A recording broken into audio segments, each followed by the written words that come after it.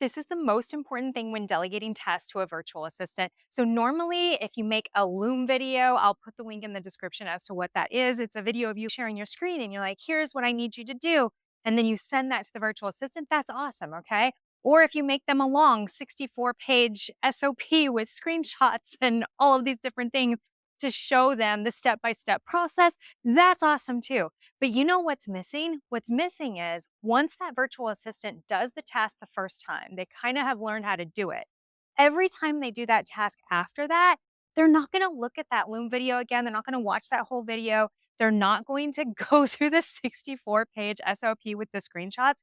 What they need is a little baby checklist with the absolute do not forgets on the checklist. I'm going to give you an example. Let's say that your virtual assistant is inside of your CRM and they're going to send an email to all of your members of your course and you're going to tell them about an event that's coming up. For that checklist, you would have number one, double check the recipient list. Make sure that it's just going to your members. Number two, double check the event dates. Make sure that it's the correct event dates. Number three, double check the links. Click all of the links. Number four, send a test draft to someone else on the team to also double check. That's just such a little just an example of a checklist. And it's like, oh, that sounds so simple. Of course they should do it. Well, here's the thing.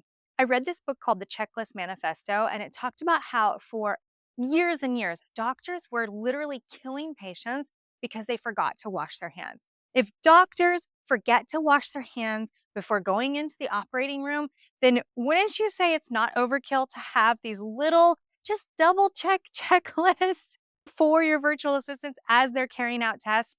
And I know that it sounds like, really, you need to do that? Well, it's just a nice reminder.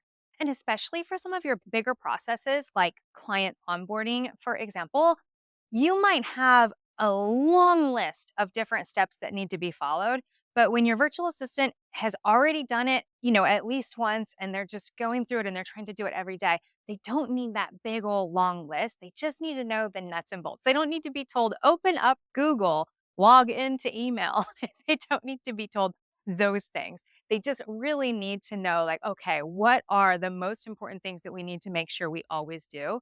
So we know that mistakes happen, right? But every time a mistake happens in your business, it's kind of a fun little game to play. Like, hey, was there a checklist for this that the team member needed to follow? And if there wasn't, it's time to make that checklist to make sure that those mistakes don't happen again.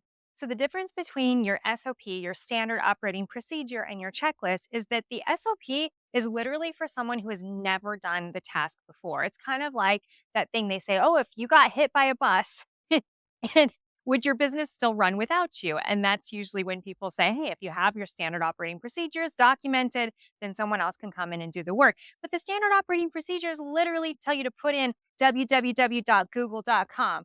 And here's a screenshot of where to get into Gmail. Like, it has all of these things that after you do the task once, you really won't need those details anymore. So the checklist is for all of the consecutive times that someone would go in and actually complete that task. And if you're using Asana or Monday.com or ClickUp or any of those project management softwares, there's usually a place to have a little baby checklist next to the task, especially if it's a recurring task that is done daily. Every time the task is repeated, it'll also carry that checklist forward with it.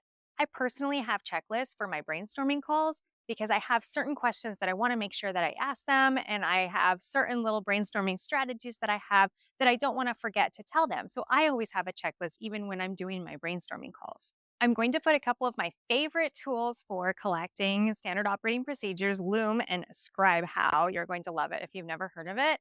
If this video is at all helpful to you, like and subscribe. That's my first time saying like and subscribe on my YouTube channel, but I noticed that most of my viewers aren't subscribed. So I'm like, oh, okay, I need to say that. Like and subscribe so then you can see more of my content. And I would love to hear what you think in the comments as well. Bye.